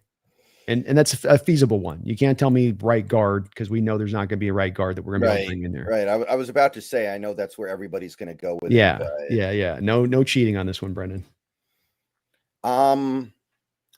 Some people are kind of low on Tyrese Knight at this point. So some people are talking about linebacker. I'm not really feeling that one personally. I'm okay with Knight. And I think he had a really rough offseason too. Remember, he didn't get to do any preseason work. So I think we got to be a little bit patient with him. Mm-hmm. There's been I've seen a lot of people on X the last couple of weeks saying we should go get Jordan Brooks back from Miami. But oh my God. This fan base falls in love with guys that we fall in love with the most middling of players sometimes. That just blows me away with it, where it's like, Jordan Brooks, really? Like, some people love that guy. I don't know. There are people like film watchers, and I know they put a lot of work into this, but they watch the tape and they come away thinking Brooks is like a top 5 linebacker in the sport. And oh my God, no. I don't understand it. He's not close. He's not in the vicinity of being that dude. So I don't get it on that one. The man is an absolute sieve when it comes to him in coverage. I guess it's the part that when I see the people that are pro Jordan Brooks, like tackler, oh, look what a hitter he is. Look, and they just kind of gloss over the fact that he's absolutely like a league worst linebacker in coverage, instinctually, ability to make plays on balls. I mean, all the way around. So I would not understand that one in the least, and bringing him in here and to think that's going to, not to mention he's not a guy that's the greatest at getting off blocks, which is something Tyrese Knight does a really good job of. And that's something Jordan does bad at, is getting off blocks at the second level. He is one of those guys that needs to have his defensive line keeping him clean up front for him to be able to use his speed and operate what he wants to operate within. I would hate that move. I wouldn't get that one at all myself. The only other thing I can think of is nose tackle. And I do think you can get a replacement level nose tackle for very, very cheap. The example I always go back to, the year Tampa Bay won the Super Bowl, Vita Vea got injured and missed most of the season. So at the deadline, they traded a 7th round pick for some like very forgettable nose tackle from the Jets. I think it was Steve McClendon or something was his name. And he was okay for them. And he filled in at nose tackle and they won the Super Bowl. You could probably do something like that. I don't know for who. Doesn't really matter as long as they're a real nose tackle. Yeah. Maybe that's the play. That's the only thing I can think of, though. I don't think you're trading for a safety. I don't think you're trading for a cornerback.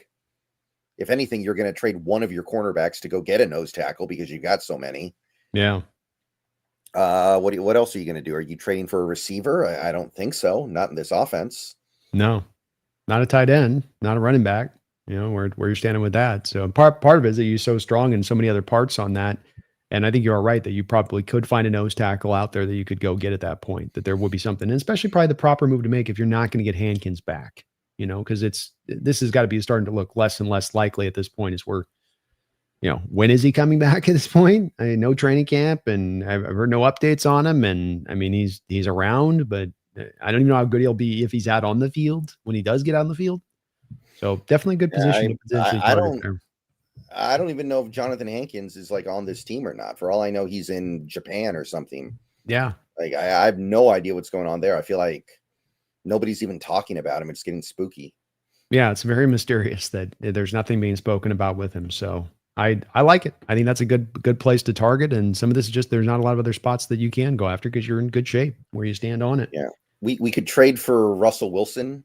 So that way nobody else can trade for him. So his career can just be over. And we don't have to watch this humiliation ritual anymore. Does he just retire at this point right now, mid-year? I mean, do you just try to, from his standpoint, write it out and just see if there's a chance some way or another on it? I'm not advocating for him. I'm just more wondering from Russell's perspective, what you do at this point. I think the play is to try to force your way to Cincinnati. And that's like the only place, right? It's either them or Cleveland. Yeah, that's it. And Cincinnati, he'd get killed behind the offensive line, just like Joe Burrow did. Yeah. And Cleveland, that could be fun. I mean, I guess. I mean, at least he has a defense there. That Cleveland defense is nasty again. They are. He doesn't have a lot of people to throw to, I guess, on that team, but he would have that at least in his back pocket. Maybe Stefanski can draw some creative things up for him, a little bit. But I made a video. I made actually 2 videos about this last week talking about it. Like, I don't want to watch Russell Wilson like this anymore. Like, this is, one of our all-time great players. He's the best quarterback who ever played for this team. And he's just been kind of dragging himself around the league, bouncing around for the last 4 years now, playing sub-replacement level football. It's not fun. It's like I said, almost a humiliation ritual. And historically speaking, great quarterbacks, they get to the point where they realize they don't have it anymore and they leave. They don't linger for half a decade trying to get it back and just kind of tainting their legacy. So I might trade for Russell Wilson just so he can't play anymore. Just stick him on the bench and like saying, you're not going anywhere, buddy. Give him Drew Lock back. Flip him for Drew. Well, and I was thinking about it as well. Can you think of one time in NFL history where you had a player that had the quarterback position, especially because no other position is going to have the longevity to even try this, but you have a quarterback that's got a 10-year period where plays really great football, has almost MVP level of years, then has a 4-year period, let's just say 3-year period, but it's been 4 years where you are, like you say, below replacement level in your productivity, who then recaptures that spirit. I mean, Kurt Warner would maybe be the only one I could kind of think of with that, but it seemed like with Kurt with the Giants, it was like a 2-year thing. It wasn't like a 4-year thing. Right. If I'm remembering that part correctly. But that would be about the only one I could think of at the quarterback position that would stand out. Can you think of anyone? Oh, he's only there for 1 year with the Giants, dude. Yeah, that was 1 year with the Giants. But he wasn't great for the Cardinals until a couple years later, so that's not a terrible example. Brett Favre is an interesting example, right? Because he had the one really bad year in 2005, was kind of mediocre in 2006. Then he was great in 2007. He was great in 2008, and then he got hurt. And then 2009, he actually had one of the best seasons of his career. And then 2010, he just ran out of gas. So that's the closest thing I can think of.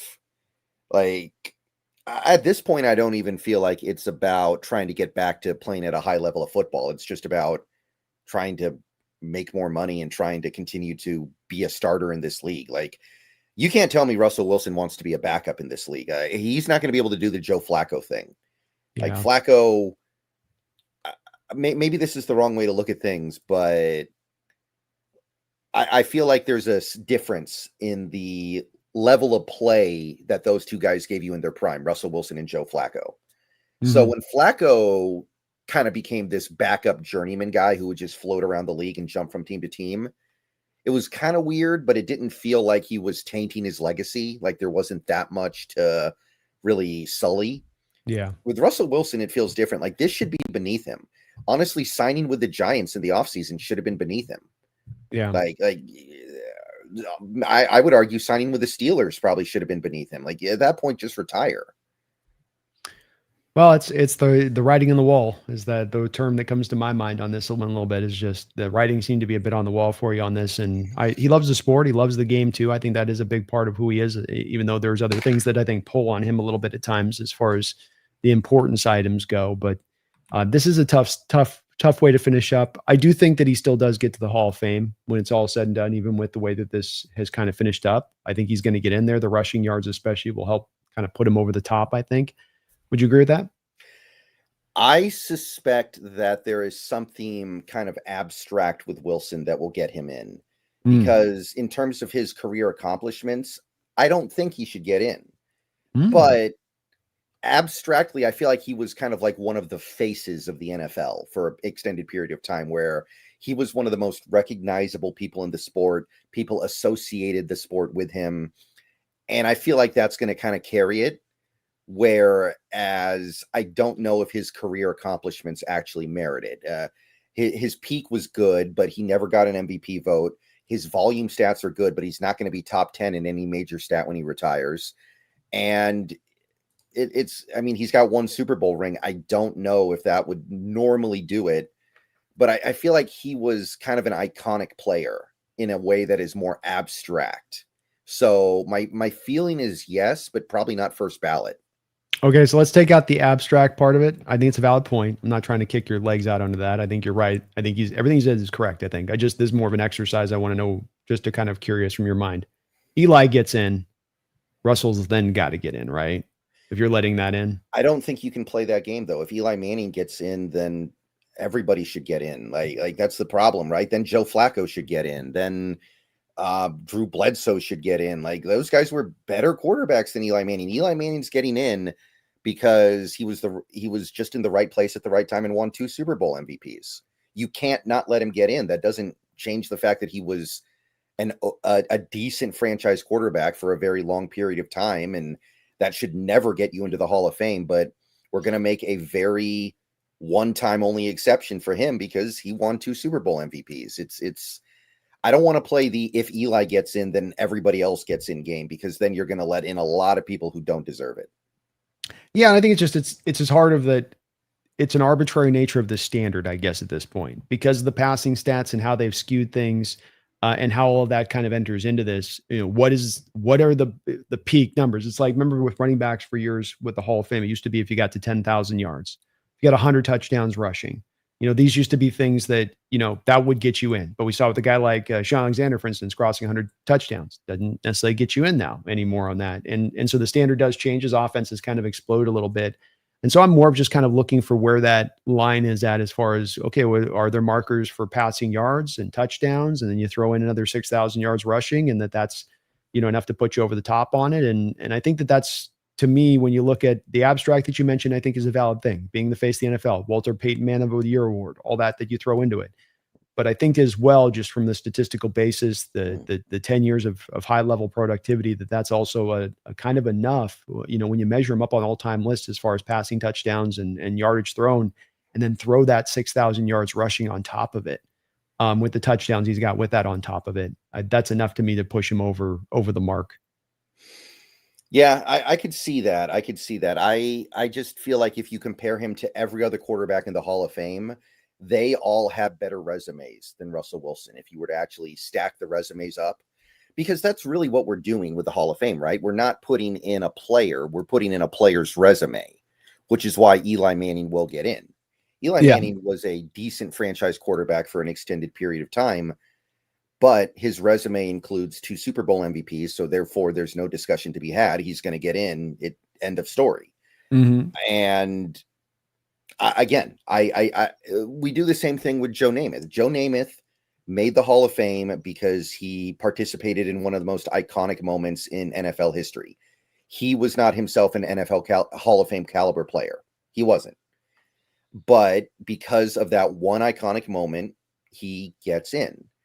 That I don't think that then means everybody better than Joe Namath should get into the Hall of Fame. I think if you play that game, the Hall of Fame becomes less valuable, and you end up letting in a lot of people that have no business in it.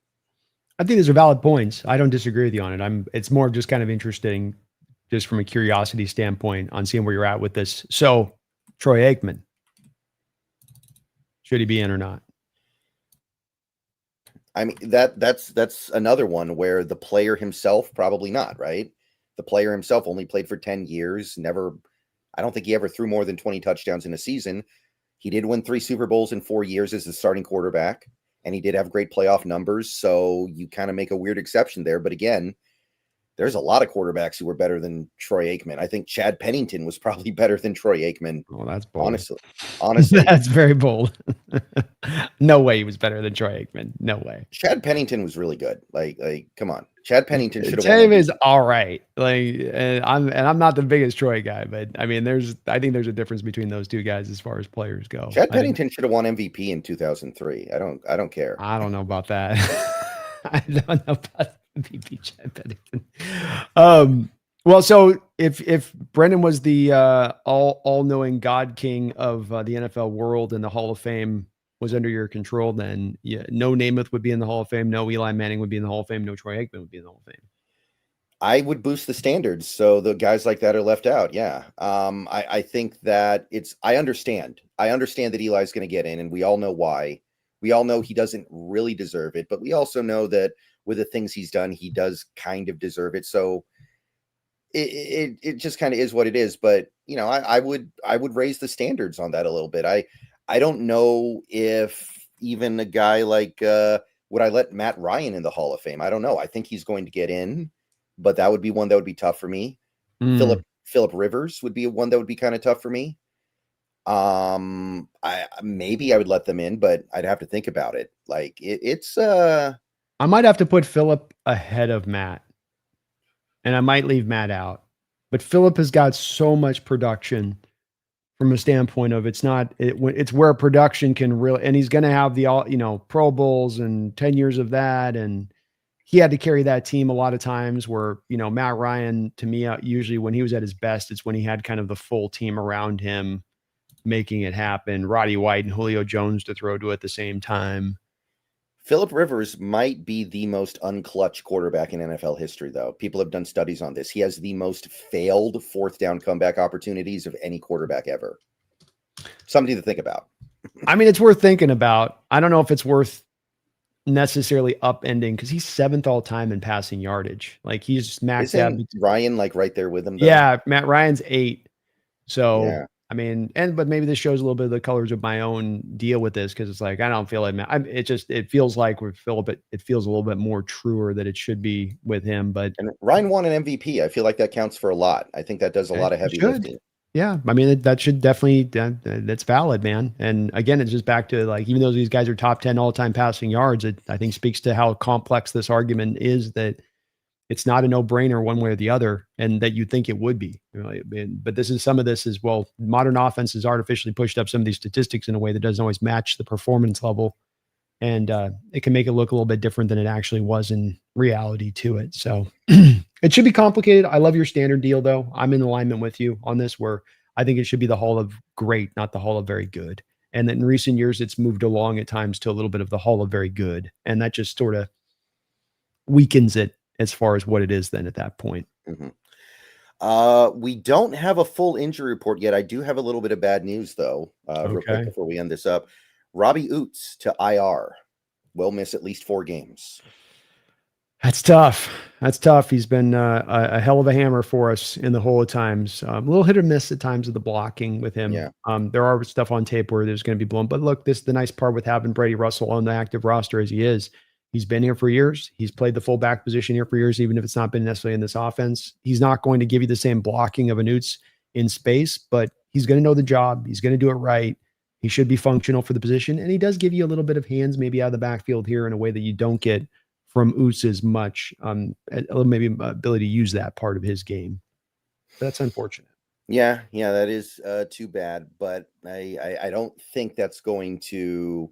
I don't think that's going to flip any games. I don't think Robbie is going out there and moving the needle. Yeah, he isn't worth 3 points, let's say.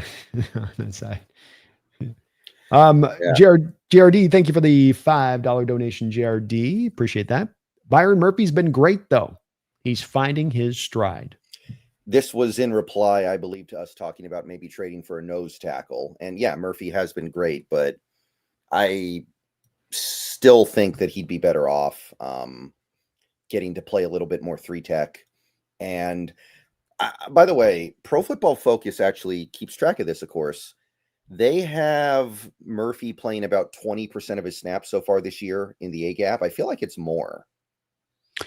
They track it by the zero technique. So when you see that number, that's when he's aligned heads up over the center. Those are just those snaps. That's it. When you're seeing those nose tackle snaps on PFF. So just when he's aligned over the center, not when he's in a 1-tech, but when he's 0-tech heads up. And that's where I don't like that they do it that way. Just count it as the 0 and 1. Put 0 and 1 together. And then that gives us the establishment of how much the guy's playing in the nose tackle role. I don't know why they do it that way, because it confuses people and it's not giving you the clarity you're trying to give them with those snap, positioning and how many you had here versus the other. Because then they just throw the other one in the old B gap now you get 1-tech and 3-tech snaps all posted together by their metrics. So you can't pull them apart. It's all in just one catch-all, which is dumb as hell. Yeah, I'm gonna write a letter. I pay for them. I'm a paying customer. I know. It's like, come on, guys, quit being so damn lazy. But look, Byron Murphy has been fantastic. I think it speaks to the fact that you have this guy creating the pressures and getting the sacks he's doing and doing it from out of position.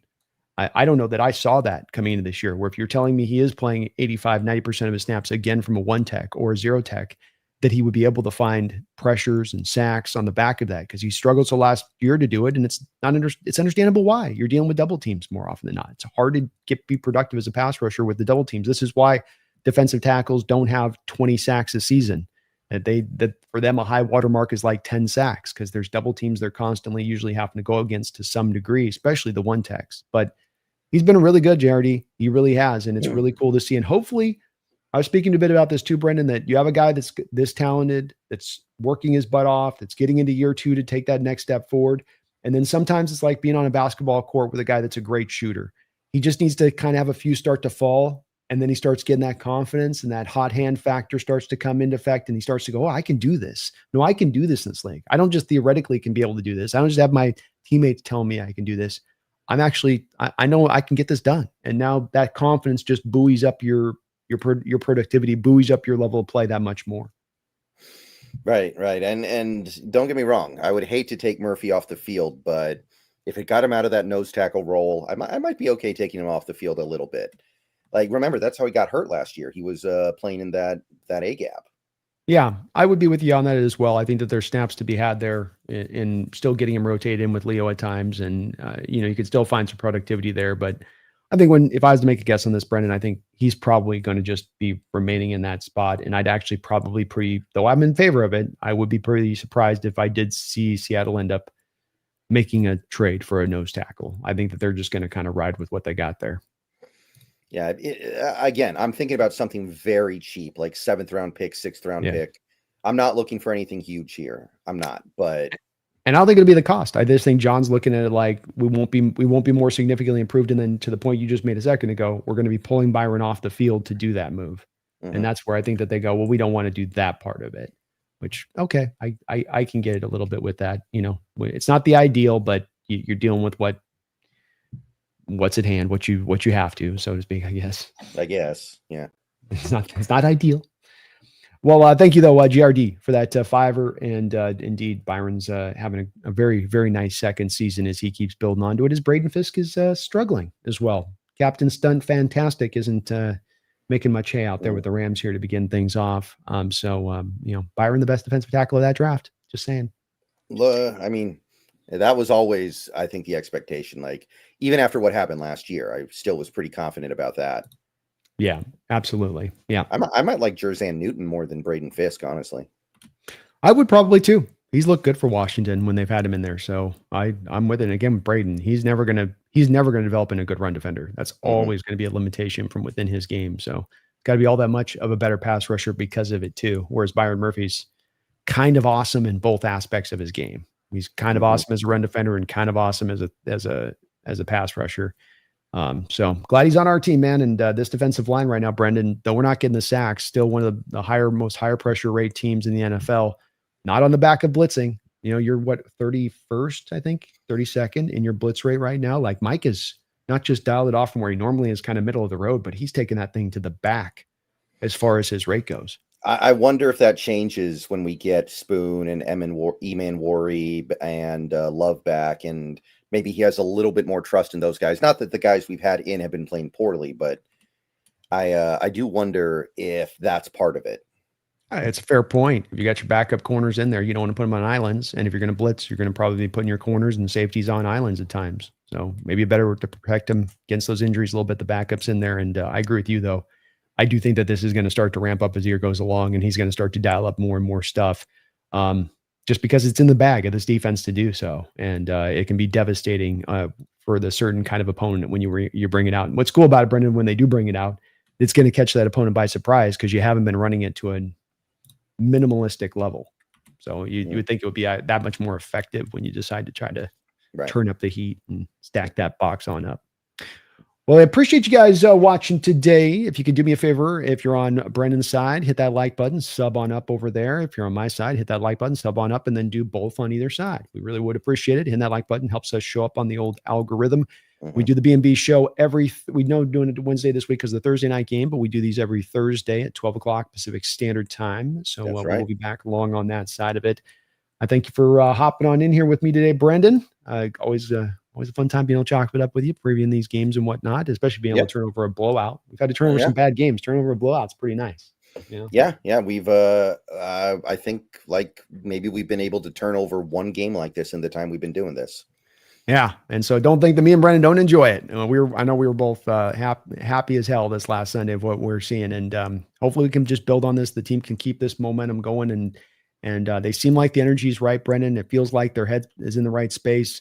You hope maybe that you got to take the fourth quarter off, that maybe that's going to set, if this comes down to being close, Brendan, that maybe the pushing factor that gets you over the line on this can be that, hey, we got to be a little bit fresher than you for this Thursday night game because you had to go to the 60th minute of your game to get through that. Right. And so maybe that'll give them a little bit of an extra Yeah. measure here. And they racked up all those injuries in that game too, and they've still got some. And we got out of that game clean, except for Oots, I think. I think we did. And that's so we're in pretty good shape. The table's set pretty well for us with this, but there are no guarantees, as we've seen, even with that Niner game in the opening week, which was similar in the disparity between you walking in health-wise to them. So you still got to go out there and go get the job done. I'm expecting our Seahawks fans to take over that stadium because that's just kind of what we do in Arizona. It's kind of our stadium. It's like our second home in a lot of ways, I would say. But I appreciate you doing this, Brendan. We will be back next week, hopefully to talk a little bit about a Seahawks win here on Thursday Night Football. But until next time, folks, I hope you don't forget, big thank you out there to the sponsor of both the show one more time, to Sleeper. You can use our code. My code's NEST. Brendan's code's SBN. If you use that code on Sleeper, the Sleeper app, it's going to open up in the state of Washington here very soon. They'll match you up to 100% of your first deposit, up to $100. So $100 from me and Brendan to you. And you support the channel at the same time. And hey, maybe you can go out there and win yourself some money too as well. In addition to that, that's what we call win, win, win, and a win on top of it. So thank you to Sleeper for sponsoring both of our shows throughout this year. Thank you to all of you for watching the show and the channel today. Thank you for all the donations. You guys are tremendously kind on both of our channels as ever. But until next time, especially remember now, because we got to go get this big important dub. Like Brendan said, this is maybe a must-win game this week. You fall 0-2 in this division, and you still have divisional high hopes that you can go cake that division, that you're going to go take the Rams 2-0 down, that you're going to take the Cardinals down the road, that you're going to go take the Niners at the end of the season. No. You're going to get the win now. Set the stage right for those upcoming games down the line. So I agree with Brendan. This is a must-win game. So you get locked in, Seahawks fans, and you don't ever forget. Go Hawks. Go Hawks.